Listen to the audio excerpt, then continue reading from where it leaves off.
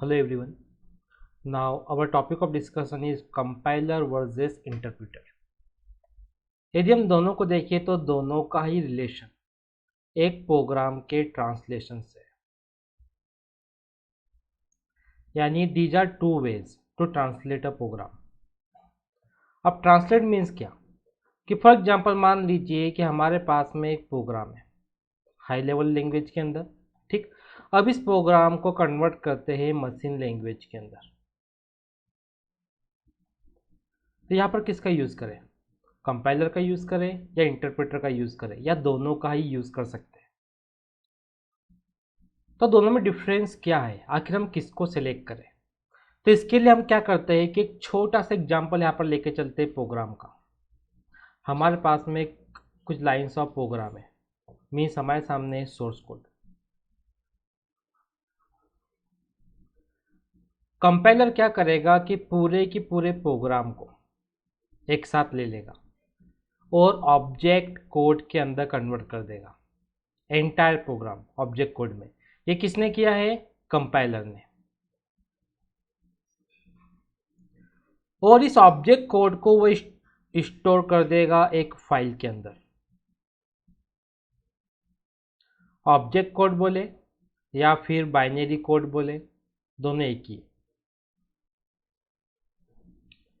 और इस कोड को मशीन डायरेक्टली एग्जीक्यूट कर सकता है।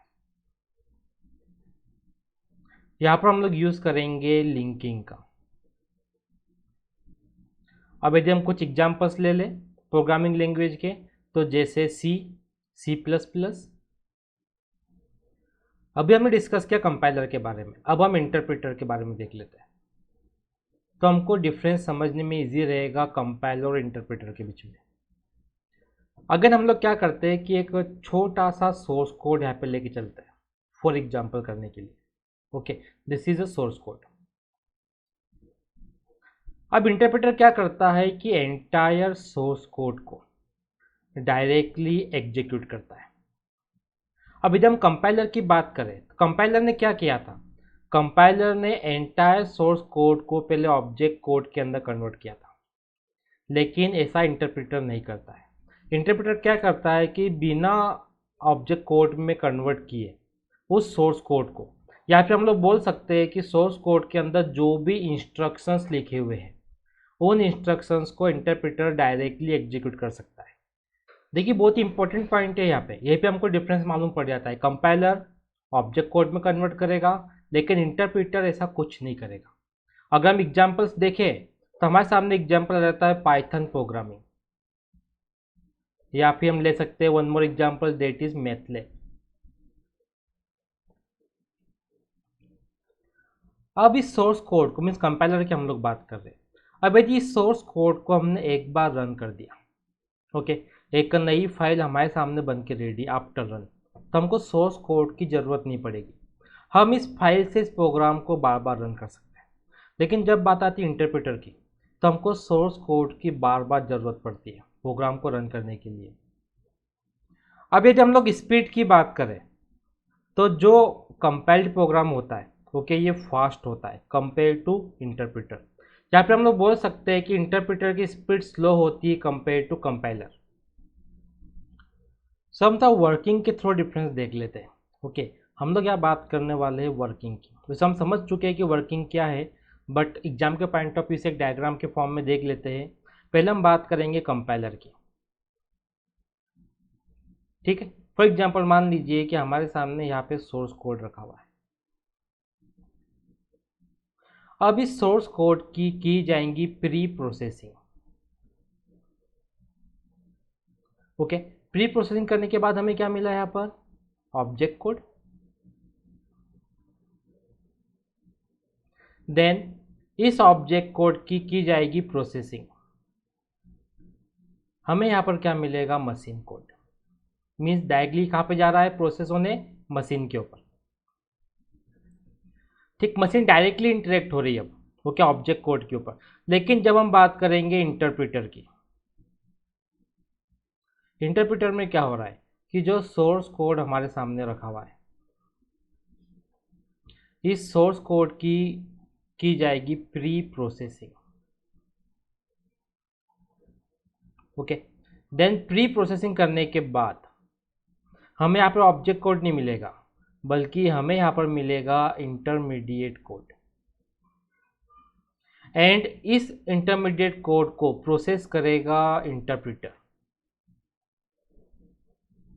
Here is interpreter. तो ये वर्किंग में डिफरेंस कंपाइलर और इंटरप्रेटर की। अब हम उसी डिफरेंस को टेबुलर फॉर्म में पुट कर देते हैं। ओके, पहले हम लोग बात करेंगे कंपाइलर की। कंपाइलर क्या करता है? It scans entire program. जैसा भी हमने देखा था, पूरे के पूरे सोर्स कोड को ये स्कैन्स कर देता है, मीन्स ऑब्जेक्ट कोड में कन्वर्ट कर देता है। बट यदि हम इंटरप्रेटर की बात करें, इस केस में क्या हो रहा है? It scans instruction by instruction. पूरे सोर्स कोड को एक बार में वो स्कैन नहीं करता है। दूसरा डिफरेंस हम लोग क्या बोल सकते हैं कि जो कंपाइलर है, ओके, इट कन्वर्ट्स या फिर it creates object code from source code. और यदि हम इंटरप्रेटर की बात करें तो इट डायरेक्टली एग्जीक्यूट्स इंस्ट्रक्शन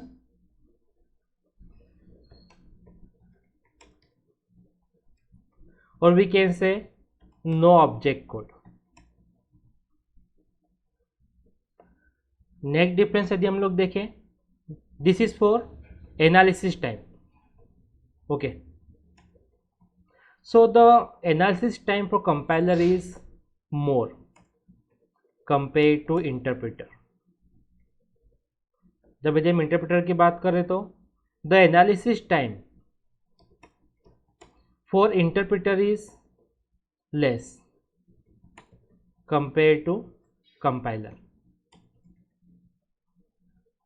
कुछ एग्जाम के पॉइंट ऑफ व्यू से डिफरेंसेस हमारे काम में आएंगे। अब यदि हम लोग यहाँ पर एग्जीक्यूशन टाइम देखें, so execution time is faster compare to interpreter. अब इंटरप्रेटर के यदि हम लोग देखें तो यहाँ पर execution time is slower compare to compiler. यदि हम नेक्स्ट डिफरेंस देखें, कंपाइलर रिक्वायर्स मोर मेमोरी। अब जरूरत क्यों पड़ती है मोर मेमोरी की? Because it creates objects. Okay, another thing, it requires linking to connect machine with object code. इस कारण से यहाँ पर मोर मेमोरी की जरूरत पड़ती है। अगर हम इंटरप्रेटर की बात करें तो it requires less memory, because यहाँ पर तो ऑब्जेक्ट कोड ही नहीं है और यहाँ पे कोई लिंकिंग भी नहीं है। अब यदि हम यहाँ पर एग्जाम्पल्स ले तो कंपाइलर के लिए बेस्ट एग्जाम्पल हम ले सकते हैं C plus plus programming language का। और यदि हम इंटरप्रेटर की बात करें तो यहाँ पर हम एग्जाम्पल ले सकते हैं पाइथन का। सो ये था डिफरेंस कंपाइलर और इंटरप्रेटर के बीच में। स्टूडेंट पूछते हैं, ओके, जब हम लोग कंपाइलर डिज़ाइन सब्जेक्ट को स्टडी करते हैं उस समय क्वेश्चन आता है क्या कि कंपाइलर और इंटरप्रेटर में क्या डिफरेंस है। सो आई थिंक इस वीडियो लेक्चर से एक डाउट क्लियर हो सकता है। यदि आपकी तरफ से कोई भी डाउट और क्वेश्चन हो, कमेंट बॉक्स में लिख भेजिए। नेक्स्ट एपिसोड में आपके डाउट को क्वेश्चन को सॉल्व करने की पूरी कोशिश करेंगे। Thank you for watching.